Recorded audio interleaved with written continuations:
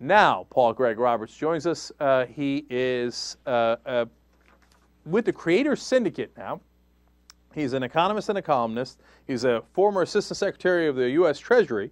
He was an editor at the Wall Street Journal, and he's written Looting Social Security. Paul, welcome to the Young Turks. Hey, thank you. All right, thank you for joining us. Now, you say that Social Security is actually not insolvent, as everybody in the press says it is. Why do you say it's not insolvent? Well, first of all, I'll be glad to talk about that, and it's not.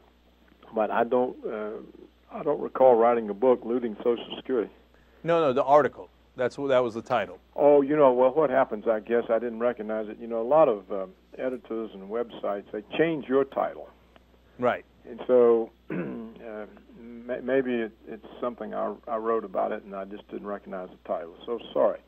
Okay, well, look, Social Security is paid through a tax on labor income and other income, and it's paid over a person's working life. And there's no real fund there. It's supposed to be on a pay-as-you-go basis. But some years ago, the Clinton administration, I think it was, or maybe it was the Reagan administration. I think it was David Stockman and Alan Greenspan. They accelerated the phase-in of future tax increases that the Carter administration had put in order to collect more revenues than they needed to pay out, which they used to reduce the budget deficit. And they've been doing this now for several decades. A stink came up about that, and so they fooled the public by creating a fictional Social Security fund in which the Treasury would get the Social Security revenues and spend them in the current budget, but they would put an IOU in the fund. So the Social Security fund consists of Treasury IOUs. There's nothing there, and there's tens and tens of billions of dollars in that fund. So it is solvent in the sense that the revenues they are collecting for Social Security exceeds the current expenditures. Now, when they say it's insolvent, they're talking about in future decades, maybe 30 years, the time frame changes, 10 years, 20, 30. They claim that on the current tax rate and with the demographics, with older retired people rising as a percentage of the population and young working people declining, that they won't be able to collect at that time enough Social Security revenues to meet those future payments. So that's really what the whole thing is about. Now, the reason they're after Social Security now is that they are spending so much money on wars. And the federal budget deficit is so huge that even the money they're currently looting from Social Security doesn't come close to closing the deficit. In fact, the current operating deficit is so large they really can't finance it even by borrowing from abroad, from the Chinese, the Japanese, OPEC. And so they're faced with having to destroy the currency by printing money. So what they're trying to do is to cut back all other forms of spending except military and intelligence service spending, because they're in wars in Iraq, Afghanistan, Pakistan, Yemen, and they're hoping to be in one in Iran, and that's probably just the beginning. So they're after then cutting Social Security, and to get away with it, they tell people, because they know Americans are generally worried about the deficit, that because of the deficit they have to cut Social Security. But they never say anything about the several trillions of dollars they wasted on wars that don't benefit any Americans except the military security complex. And so what they've got going is a money laundering scheme. They take the taxpayers' money, they give it to the military security complex. It comes back to the politicians in campaign contributions, and they keep it going. And that's what these wars are about. And so they create this terrorist hoax, and they tell people that they're in danger and the terrorists are going to get them, and they have to invade all these foreign countries in order to fight terrorists. So, Paul, here's my question, though. So I see Alan Simpson. He's part of the Deficit Commission, and he seems to genuinely believe that we're out of money and that it's Social Security's fault. No politician genuinely believes anything. Well, okay, that's very, very fair. That's going to go to the heart of my question here. And all of these politicians come out, the Republicans and Democrats, will say on TV, and the reporters apparently don't know any better, or they're pretending not to know any better, that Social Security is going to go broke. When, as you explain, and it is hardcore facts, that in fact it is not broke at all. In fact, they've been plundering from Social Security to pay for everything else for decades on end, right? Yes. Now, do they know it's a fiction? Do they? Of course they know. I mean, does Alan Simpson think this is great? I'm going to help my rich friends by robbing the poorest, the middle class of this country? Well, it's not so much. Well, some rich friends, the military security complex. What they're really doing, the politicians, is, look, Social Security money doesn't get recycled. It doesn't come back to them in campaign contributions. It's paid out, and the retirees get it, and they maintain their old age on it. So there's no reflow to the Congress. But the money you spend on war, that goes into, tens and hundreds of billions of dollars in profits to the military security complex. And a share of that money then is recycled back to the politicians in campaign contributions. So they have the war chest to stay in office, and they don't have to spend every living minute of their terms raising money, because it's flowing back to them from the wars that they're financing. So that's the difference between Social Security and military spending. Anytime they spend money on a special interest group, it gets recycled. Some of it gets recycled back to them. But when they do things for the people, it doesn't. For example, look at all the trouble they had getting an extension of the unemployment benefits. I mean, you've got, millions and millions of people unemployed. Their benefits are running out, and it was pulling eye teeth just to get an extension.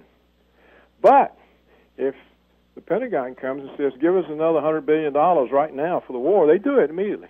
Well, in fact, that happened almost exactly today, where they were debating a bill of war funding, and there was an extra $20 billion in there for education, et cetera. And they said, no, education will not get any of that money. But the war, the $60 billion, will not be paid for, and will be, they will get it immediately. Right. So our priorities are always yes to war, but no to anything that might help the American people. Now, having said that, Paul, the last question I want to ask you, and we're talking to Paul Craig Roberts, goes to Barack Obama, because he sets up this deficit commission, which looks like it is exactly what you're talking about in your article, which is we're coming to take Social Security money and give it to the rich in tax cuts, et cetera, et cetera. We're just going to spend it in 100 different ways, but we're coming to get that money because it's the last piggy bank, right? So why is Obama, who is supposed to be a progressive, signing on to this commission? Does he really believe Social Security is going to be insolvent, or is he in on it and thinks, oh, fantastic, let's raid the last piggy bank? Well, of course he's in on it. There's no difference between Obama and Bush and Clinton.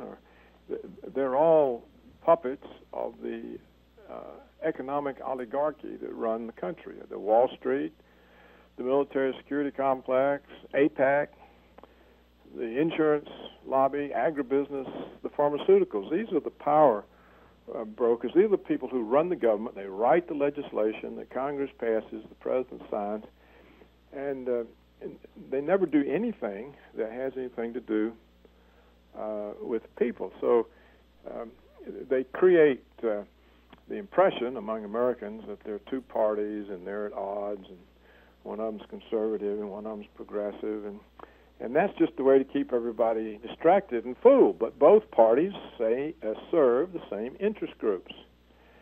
And no president can go against those groups.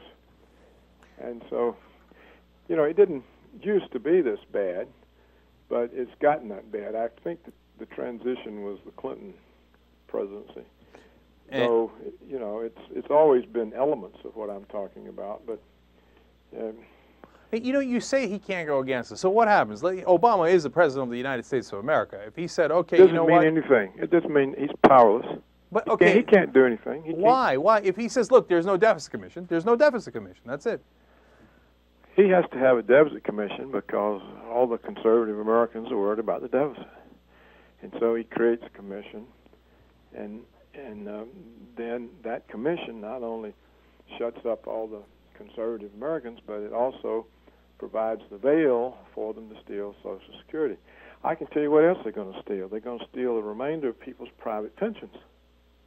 Yeah, and the bankers are busy doing that. They already began that process. That was part of the reason for the crash, and will be a large part of the second crash. Well, what they'll do, they'll tell money managers, you know, the pension fund managers, that they have to buy government bonds. And so your pension money then will go to buy these worthless government bonds that the government can't repay. And or they will put a capital levy on your pensions on the grounds that the pensions have been accumulating tax-free. You know, you don't pay taxes on the accumulations within your pension. They'll say, well, you've been accumulating these pensions tax-free, and so we're going to put a capital levy. We're going to take, say, 15% of your pension to make up for the fact that it's been accumulating tax-free. Look, even in the Clinton administration, Clinton appointed a woman to the position I had in the Treasury. Her name was Alicia Monell. That was her plan way back then. Her plan was, hey, we got to find a way to grab private pensions, and that's what she said. They've not paid taxes, and so we can tax them 15% to recover. We can levy a confiscation of 15% to recover the fact they haven't paid taxes. So they're going to impoverish people. They've got the police militarized. They've got every kind of spying. They've completely flushed the Constitution and the Bill of Rights, and you don't have any rights, and the people are unorganized, and they're at each other's throat. You know, they're either blaming Obama or they're blaming Republicans or this or that, and they've got really no concept of what the government is doing to them. Paul, I got to ask you one last question. For the people who don't know, which administration were you in when you were at the Treasury, and how was it different back then? That's the question. I was in Reagan's first administration. How it was different was in many ways. It was different times. There were people alive then who had grown up with more character and had more commitment to the country and to other people. Reagan was very old. He was from times long ago. They had no hooks in Reagan. He was an outsider to the Republican Party, and they had no hooks on him. Plus, he was faced with two enormous problems. One was the Cold War. The Soviet system was collapsing, and yet they had all of these nuclear weapons that could have blown us off the earth. And the concern was that seeing that they were collapsing, they might decide to use their weapons before they were all gone. So he wanted to end the Cold War before it came to that. And the other problem he had was stagflation. The old economic policy, the Keynesian economic demand management, had broken down such that to get higher employment, you had to pay higher and higher price in inflation. And if inflation got bad, to cure it, you had to pay a higher and higher price in unemployment. And the trade-offs were getting so bad that it looked like that both were going to start going up together. And this was, of course, a great threat to the government's budget. So he had these two real problems. They weren't made up. They weren't made up like the war on terror or any of the other things that they pull on people now. They were real problems that threatened the country, and he dealt with those. Right. And so that made it harder for them to create all this fakery. And Yeah. plus, at that time, there was no offshoring of jobs because the world was socialist. You couldn't, an American company couldn't take its factory to China. They wouldn't tolerate it, or to India. It wouldn't be tolerated. The Indians were socialists. The Chinese were communists. There was no way that Wall Street could pressure American corporations to locate their plant and equipment in foreign countries and produce with foreign labor for the American markets. It just couldn't be done. I mean, you could do a little bit of that in South Korea and a little bit in Taiwan, but they didn't have these massive labor markets, these massive supplies of unutilized labor that India and China have. So you couldn't move American industry offshore. So that meant there was still an economy here. Do you see what I'm saying? No, I do. And so times are different in that sense. And my sense of it, of course, is also the corruption of corporate money buying politicians seeped in starting in 1978, but of course growing in strength all the way up to now, to the point where the politicians have almost no interest in representing the people. And so I think that, of course, has a huge effect on it as well. All right, we're out of time, so we got to leave it right there. Paul Craig Roberts, his last book, by the way, was How the Economy Was Lost. Thank you so much for joining us. Really appreciate it. Certainly. Thank you for sharing your audience. Thank you.